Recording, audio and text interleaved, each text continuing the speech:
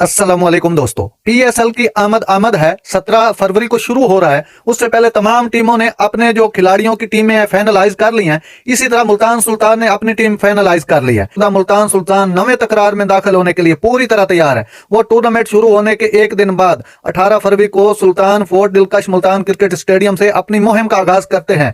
League के 10 में से उनके पहले 5 खेल घर पर हैं। नाजरीन, खबर को आगे बढ़ाने से पहले मैं आपको खिलाड़ियों के नाम बता देता हूं। Mohammad Rizwan, Iftikhar Ahmed, Khushdil Shah, Usama Mir, Abbas Afridi, Ehsanullah, Faisal Akram, Dawid, Malan Reeza, Hendricks, Reece Topley, Tayyab Tahir, Shahnawaz Dahani, Mohammad Ali, Usman Khan, Yasir Khan, Chris Jordan, Aftab Ibrahim, David Willey, Johnson Charles, Mohammad Shahzad.